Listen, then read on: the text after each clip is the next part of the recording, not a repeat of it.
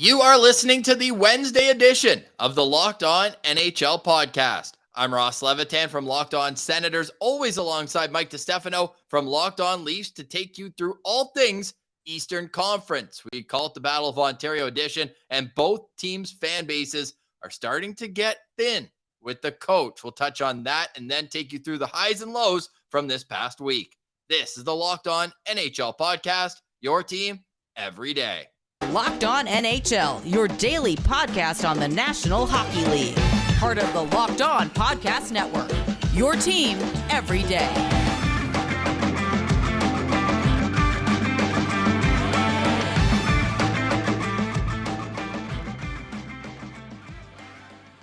Thank you for making Locked On NHL your first listen on this Wednesday, November 2nd. The show is free and available on all platforms, including on YouTube, where the best way you can help the show grow is to subscribe to the Locked On NHL channel, making us your first listen every day, and comment below what's been your biggest storyline from the Eastern Conference so far this season. Mikey, I'm going to just throw out the Boston Bruins right off the bat. This team, they're not losing, and now they're not only winning, they're gaining players. It looks like Charlie McAvoy is getting set to return.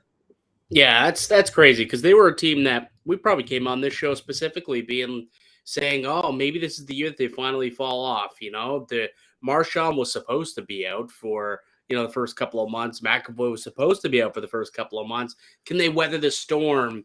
And we weren't sure if they could. Well, they did, and they have. And they're the number one team in hockey right now. I didn't expect to be saying that in the first week of November, but here we are, and it seems like, yeah, you're right. They're getting those reinforcements back early. And look out, Atlantic. Look out, NHL. The Boston Bruins, it's kind of got a last dance kind of vibe to it. Things are looking good for Boston right now.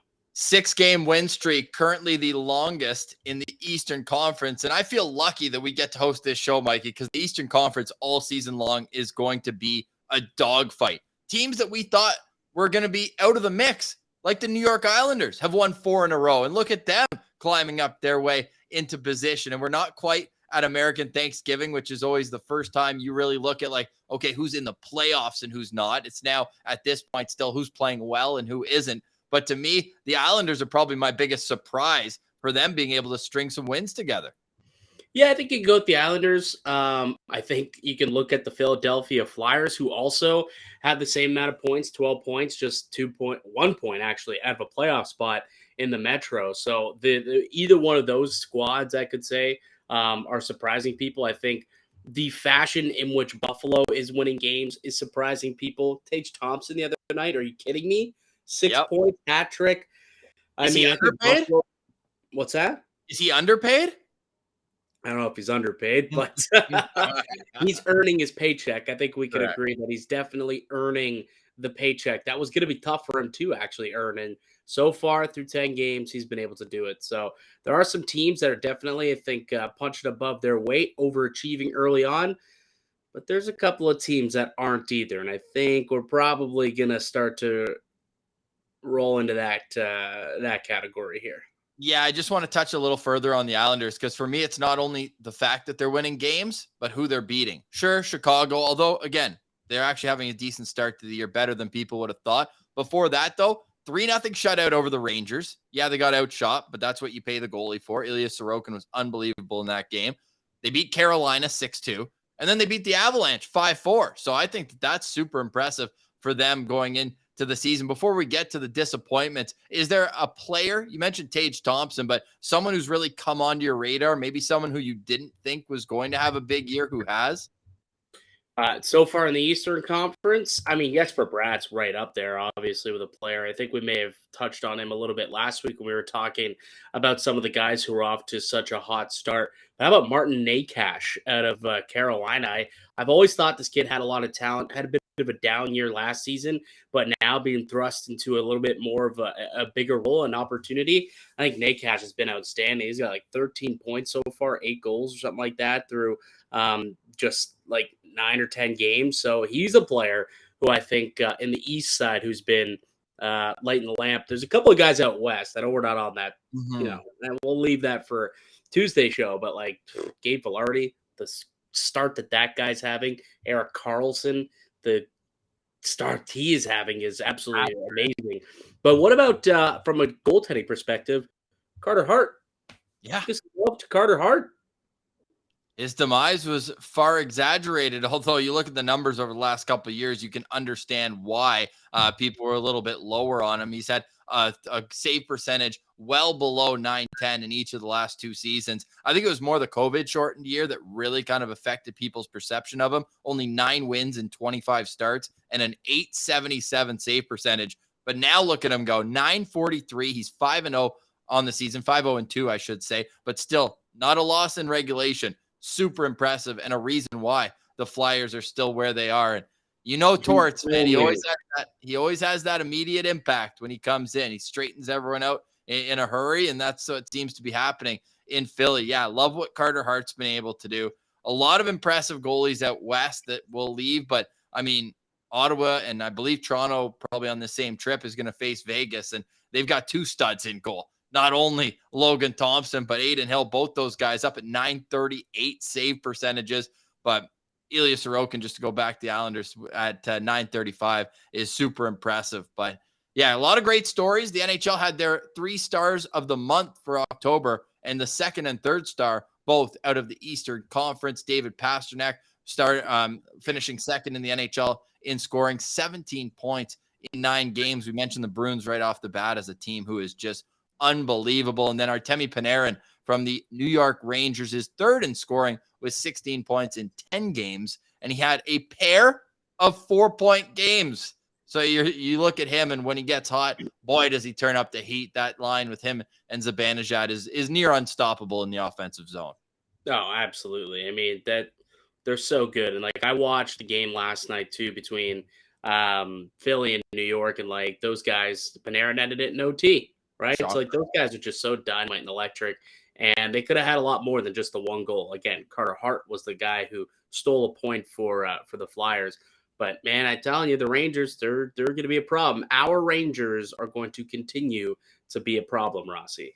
They certainly are. I've got my future already locked and loaded for the Rangers in the Eastern Conference. Shane Pinto, the Calder leader, I'm going to call him right now. Although you can make an argument for Matty Beniers out west leading the Seattle Kraken in scoring, but Shane Pinto's got 6 goals now in 9 games, but he won Rookie of the Month. He had 6 goals in 7 games, which obviously sounds a little bit better. We'll touch on how the Senators and Leafs are both kind of struggling to gain wins right now and gain traction. But this kid, I told you before the season, dark horse for Calder, he's a stud. And some of the scouts, they just kind of still go off of their perception of him into the draft, where it's like jack of all trades, master of none. This kid's shot is elite. Got a shot. He's got a shot. Yeah, I've learned that this year. The kid does have a really, really good shot. He can really shoot the pill. But I'm happy because I jumped on board about a week or so ago on his hype train to potentially win the Calder, and I was able to get some really good futures odds on him. I don't remember exactly what it was. I'm looking it up right now, but I'm pretty sure it was a very, very nice ticket. Got him at plus 2,300, so 23-1 to win the Calder, and right now could be the leading candidate. And at 23-1, pretty good. Yeah, it certainly looks good, especially, and you never want to see a guy go down, but with Josh Norris out for potentially the entire season, that elevates him from more of a bottom 6 role penalty killing to now he's going to be up there getting 5-on-5 minutes. Like he was getting power play time already playing with DeBrink and Giroux. You expect him to produce in those situations, but now at 5-on-5, he'll get his opportunity. But oh boy, don't get me started on the Senators. My postcast last night on Locked On Sens, I was ready to put everyone in a body bag in this organization. You could see it in Pierre Dorian's face. The Senators had 15 shots against the Tampa Bay Lightning. I want to touch on the Lightning too, because they look like a team who's just ready to start, slow start expected, back-to-back Eastern Conference champions. They've played a lot of hockey. They looked unbelievable, even without Victor Hedman. They looked like they've been eating their Built Bars. And at Built Bar, they always make sure that it tastes great first, and then they focus on making it healthy. But they do both, because at Built Bar, it's the protein bar that tastes just like a candy bar. They come in amazing flavors, and they're always making new ones. And we're so lucky to have Built Bar as a partner, because Built Bar is always sending us their tasters of their new flavors. If you haven't tried the new Built Bar Puffs. It's literally a protein-infused marshmallow. It is so good. You have to try it for yourself. Built Bars are low in calorie, low in sugar, but they're high in protein and high in fiber. I'm not kidding. You got to try it right now. It's an unanswerable question to say anything that's better than Built Bar. Built, you got to try it. Get 15% off your order right now simply by putting in the promo code LOCKEDON15. You got to try these. When you try them, you'll love them, and then you will find the perfect partner for a walk, a workout, anything. It's the easiest thing to bring with you, and go try it right now. 15% off your next order. Use the code LOCKEDON15 at built.com.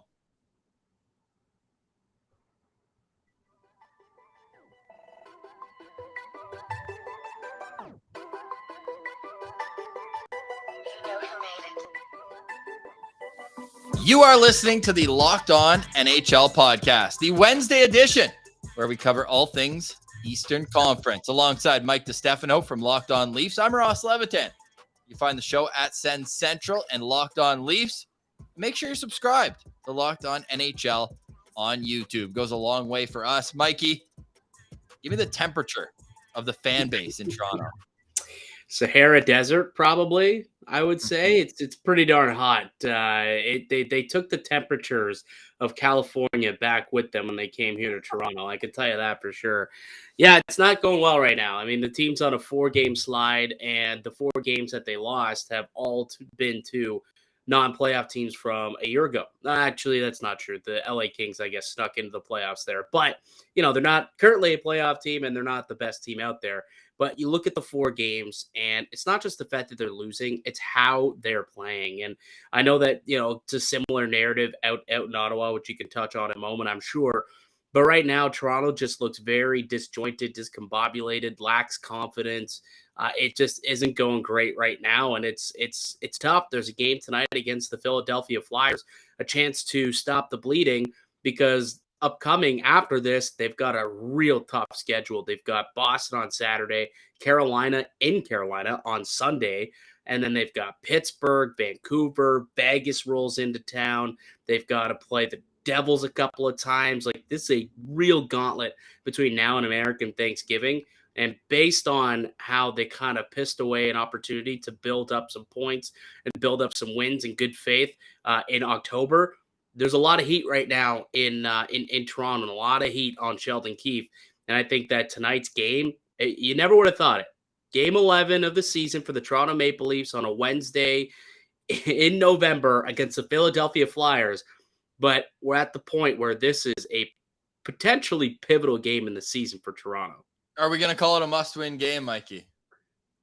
I'm not going to call it must-win because if they lose tonight, I still think, this week is must-win. They must win a game this week. Because if they roll through, they lose tonight, then they lose to Boston on Saturday and lose to Carolina on Sunday, I think Sheldon Keefe is gone by Monday. So it's that quick. It's that quick. How can you keep someone on? This team especially is supposed to be a Stanley Cup caliber team. Yeah, they're 4-4-2 right now, but their play is not a 4-4-2 level play. Like, they should be worse than that, to be honest. They're lucky to have 10 points on the year the way that they've played so far this season. So you take into the fact that there's that plus a 7-game losing streak. I mean, this team has high ass. There is so much pressure on the Leafs this year to succeed. You've got the GM in a contract year, wasn't given an extension this offseason. This is the first offseason Austin Matthews can start talking about a long-term extension. So you want to do good and you want to show, hey, we can have success here. And you've got a coach that's kind of in limbo right now. There is so much pressure for this team to perform. And I think the next 3 games really can be extremely telling. If they can win tonight's game against Philly, should take a little bit of the pressure off for the upcoming weekend. But if they lose tonight, the next 2 games are must win. I firmly believe that.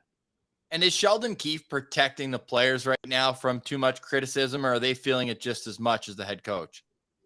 I mean, they're probably feeling it just as much. This is Toronto. There's no shying away from the media. You've got Sheldon Keefe out there, maybe trying to soften some of the blows and take some of the hits. But at the end of the day, this is an educated fan base, an educated media crew, and they know exactly what the problem is. The problem's not the coach.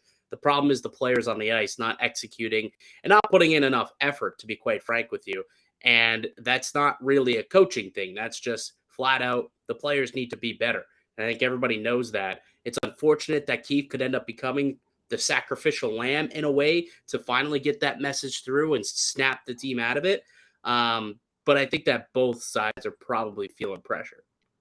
Yeah, you could say that about the team up to 401 as well in Ottawa, where a former Leafs assistant coach, DJ Smith, his seat's getting a lot hotter as well. The Senators have been outshot in 10 straight periods, dating back 3+ games, and they've lost 3 in a row, 1 at home. And then it's more the way they've been losing games. Mike, you'd remember, I believe you were at the game, boots on the ground, when the Senators were in Toronto earlier this season. The Senators haven't won a road game yet this year. They're 0-4 on the road, and that's concerning in itself for a team that's been 30th in road wins since DJ Smith took over. And then you look at who they're losing to. Every single team was a division rival. They lose in Buffalo, they lose in Toronto, they lose in Florida, they lose in Tampa. You need to win those games. And Pilsy summed it up so perfectly. The game against Tampa last night was a game that they had absolutely no business winning, but a game that you just couldn't believe they lost as well. They were winning in the first period. I fired out a text message to a buddy of mine who covers the team, and not you, a different guy, obviously. And I'm like, how the hell are the Sens leading right now? They're up 2-1, and they're being outplayed, outshot, outperformed, and they had taken 8 penalties, like 7 or 8 penalties. And I'm like, how the hell how are they leading right now against that Tampa Bay? The fact that they actually killed off 6 of 7 power plays is kind of impressive. 7 of 8 for the Sens against Tampa Bay. Exactly. 7 of 8 penalties they killed off, including a friggin' minute and 34-second 5-on-3, where Mathieu Joseph scored shorthanded. Down 5-on-3, Ottawa scored the goal. It was just like, you can't draw it up. Mathieu Joseph going back to the scene where he won a Stanley Cup before being acquired by Ottawa last year. But what's really frustrating, the one power play goal they scored, Mike, it's a phantom high stick where Ross Colton grabs his face, and every replay angle showed the stick of Jake Sanderson did not touch him. So Ross Colton, you're on the list, pal. The NHL officials, they look at things after the game. You just made the list with that one. He did the full 2-second pause.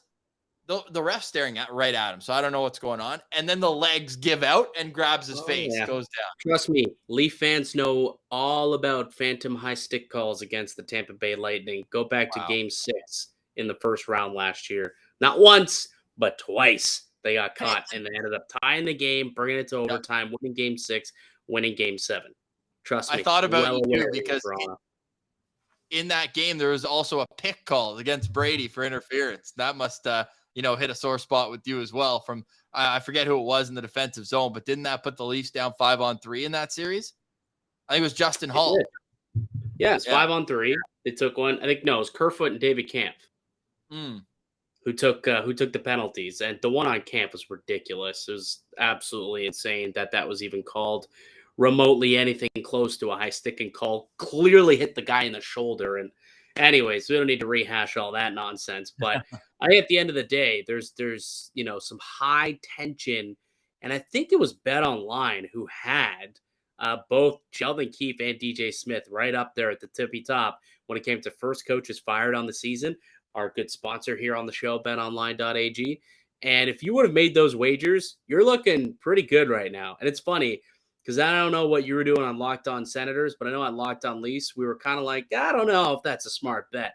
I don't think that they'll make that coaching change anytime. Things would have to go in a complete spiral for that to happen. Here we are. It's November 2nd today. And right now I would say those two, along with probably Boosie Boudreau over in Vancouver, most likely to get fired if nothing changes.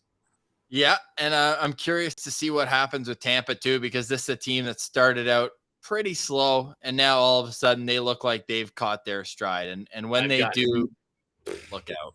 Yeah, they're fine. They are totally fine.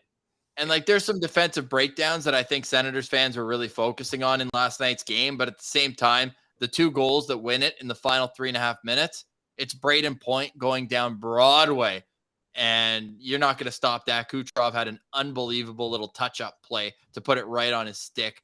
He goes and makes no mistake, and then it's Kucherov in front of the net, and he scores, or I should say from the half wall. And yeah, there's some defensive breakdowns that we got into on Locked On Sens, but the best players won that game for the better team. So frustrating for Sens, who have been outshot by, I need the exact number here because it's actually hysterical. And then we'll finish up the week discussing what's to come and things we're looking forward to in the week ahead. We should also mention the Senators officially for sale. They hired a bank, so we'll see what goes on there. But in the last 2 games, Mikey, the Ottawa Senators have allowed 92 shots against.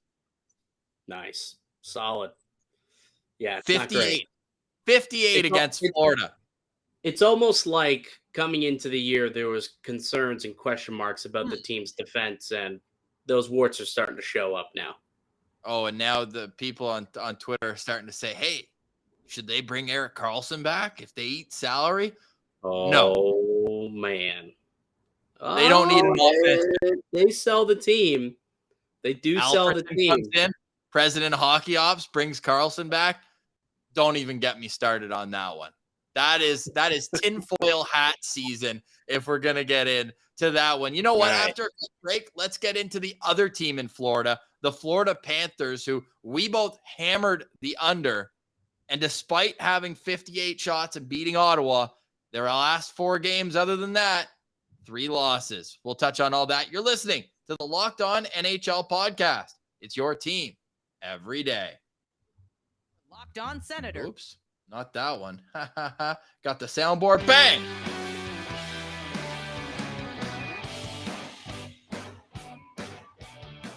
There we go. -1 in the second period for me. Thank you for listening to Locked On NHL. I'm Ross Levitan alongside Mike DiStefano. Make sure you're subscribed to Locked On NHL.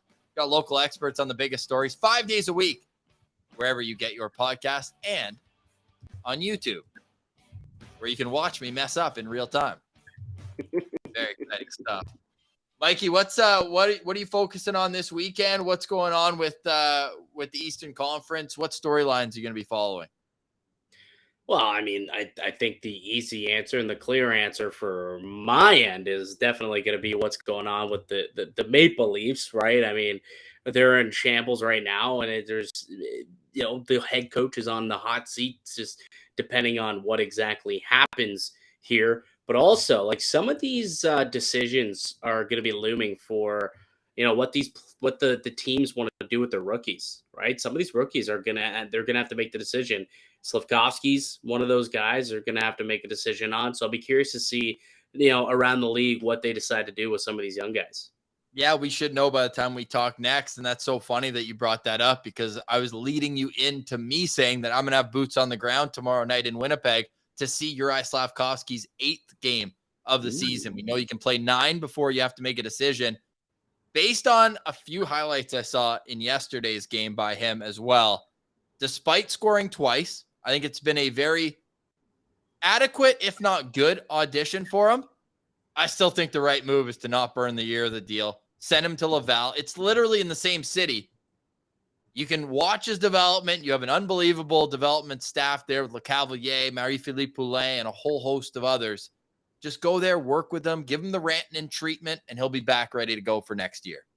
Yeah, it's probably what would be best for him and his development. You can make the argument, like, what's better than actually playing NHL level talent every single night, NHL level competition every single night, and that might help him as well. But I'm with you. I think there's a unique opportunity here where, because he is a European-born player, they can send him down to the American League as opposed to having to send him down to the CHL. Take advantage of that. Right? Take advantage of that. Yeah, Shane Wright, which I would anticipate after being scratched 3 times this week, probably will end up back in Kingston.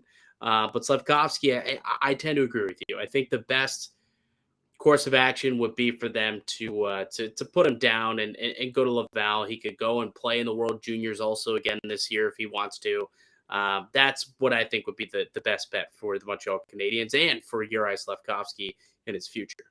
Yeah, especially a team that hasn't had a whole lot of success with their high draft picks, going back Galchenyuk, even acquiring Drouin hasn't really worked out. And I'm missing one, right? Oh, Kotkaniemi, of course, who is kind of looking like he's finding his footing to an extent down in Carolina at this point. But just a little further south than Carolina, we go to the Florida Panthers, where this is a team, I'd mentioned it before the break, where it's like, what are they going to be?